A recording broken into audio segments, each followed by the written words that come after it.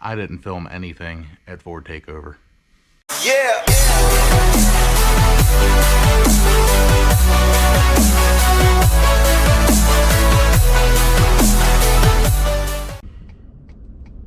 Got a situation here. Red light is out. This is not a good intersection. I have a red light out. What is going on, killers? Welcome back to the channel. Guys, today I'm sincerely apologizing to you because I have not put a video out in 2 weeks and the car is still not running. And I didn't even break out my camera not one time at Ford Takeover. I'm sorry. I genuinely am sorry. But I think you need to hear me out. Oh, Jesus.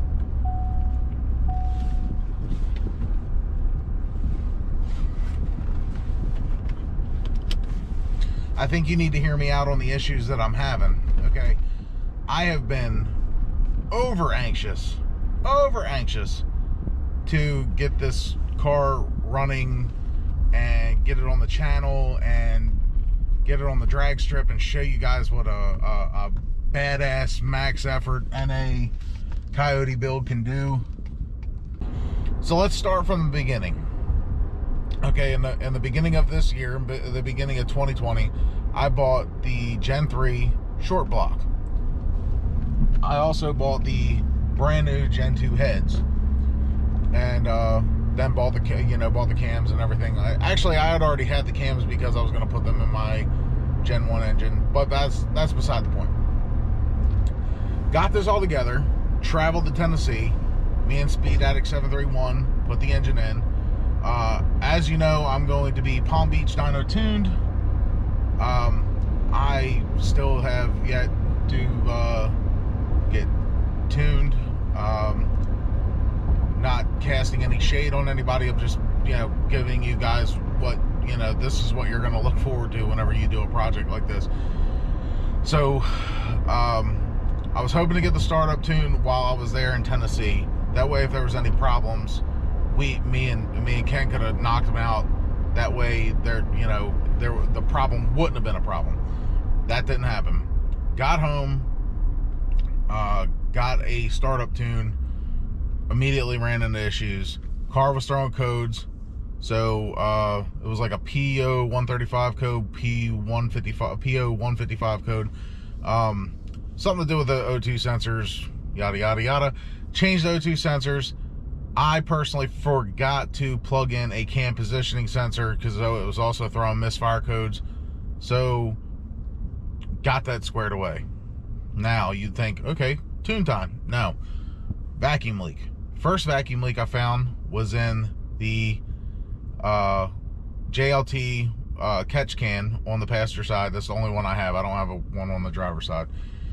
Got that squared away. Everything looked good. It looked like it was ready to tune. Then all of a sudden, another issue. All right. So this issue that I ran into was at Ford Takeover. So basically what I'm telling you is, without the car being tuned and being ready, being as hopeful, high hopes, as much as I possibly could, I brought the car to Ford Takeover not running, hoping that, from traveling Thursday to Friday, I was going to get my tune and it was going to be ready to go. That didn't happen. So Ken helped me look over things. He said it was ready to go. Daryl Wingard, Wingard Tuning, he said he was going to take a look at it and see if there was anything that I missed. As soon as we get it off the trailer, another issue. He thought it was he thinks it's a fueling issue, which it's very well possible because I put a bigger fuel pump in it. I put a Deechworks 400 in it. Possibly a bad siphon hose or something, possibly went wrong during the install. I don't know. But anyway, that leads me to where I'm at now. I'm actually going to pick up a fuel system. I'm actually gonna, I don't know about unbox it, but I'm gonna, you know, check it out and show you guys as soon as I get a hold of it, which we are on the way to get now. Ken tried to help me as best he could. He has an event to run. He's got thousands of people, you know, pulling him in every direction. An event to run, you know, and he's still got his normal everyday duties. So, you know, he did what he could. Daryl, he did what he could. He tried to help me pinpoint issues that we were having. And this is the things that your guys are going to run into whenever you're doing a new build. You're going to have issues. Not everything is just going to go picture perfect. Nobody is more anxious than me to get this car up and running for you guys and for myself, and to get some, you know, some badass max effort NA Coyote content for you guys. I'm screaming the anthem for the underdog. I have no intentions on boosting this car. We're gonna go NA. We're gonna hurt feelings that all these, you know, supercharger, turbocharger guys are running easily. You know, it's gonna take us a lot more effort, but we're still gonna do it. And it's gonna be an ego thing, a pride thing. It's gonna be a cool, something cool. All motor, and I'm running with the boosted guys. So why I didn't film at Ford Takeover? Okay. I was running around trying to get my car right to where I could like salvage it. I don't want to say like it was I don't want to say total loss. I don't want to say horrible time. I had a great time. I met a lot of great people, and a lot of great footage from them people. You know, meeting Pony 1992, meeting Nova Castile, meeting Stang Giant, meeting G-Funk Express, meeting Boss Man, T. Hetzler, Boosted 931, Car Mob, freaking awesome guys. Did a great job. I liked and watched every single one of their videos, and it made me smile because I relived such a fun time in my life. They did a great job. So if you guys really wanted to watch the, you know, see what happened over at you know, at Ford Takeover, I suggest you go check out their channel. So not only am I pretty much rushing around the event trying to get my car fixed, I find out one of these knucklehead local business owners around my house, literally not even a mile from my house, said some very ignorant things on Facebook that struck a protest. Okay, now usually a protest is nothing to worry about, but protests are protests until they're not. It only takes one, you know, trigger happy asshole cop or a couple Antifa freaking morons to show up and stir up the crowd and make a huge fuss, and then you end up having innocent people you know, caught in the crossfire of nonsense. And you know, when it's that close to home, guys, I'm so nervous that I'm gonna end up seeing my house on the freaking news, you know, burning down to the ground because protests got, you know, turned into a riot.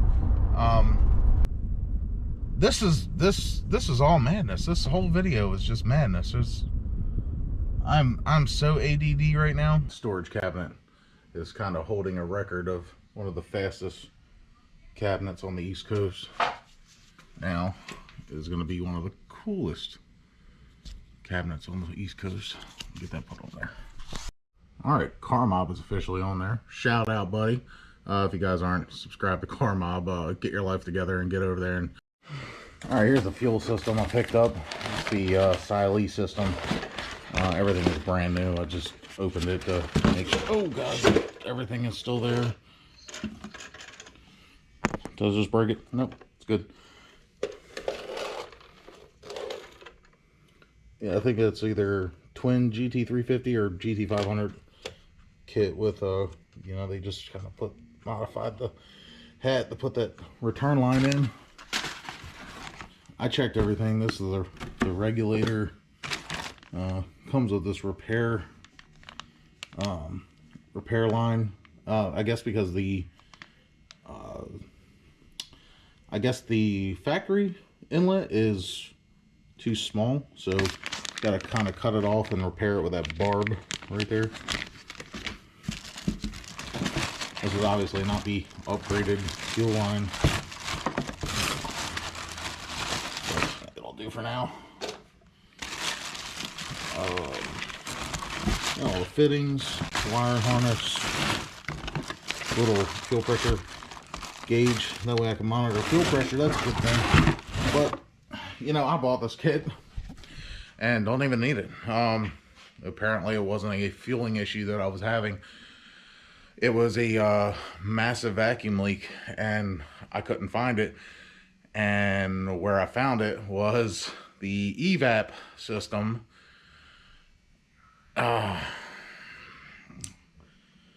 Frustrating. It's so frustrating.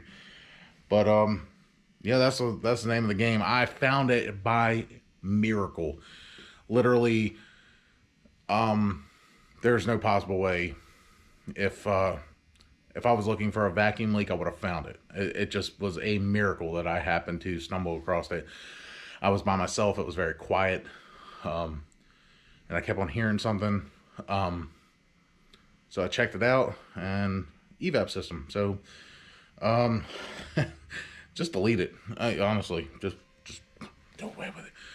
I'm not saying that's what I did, but I'm just offering you advice.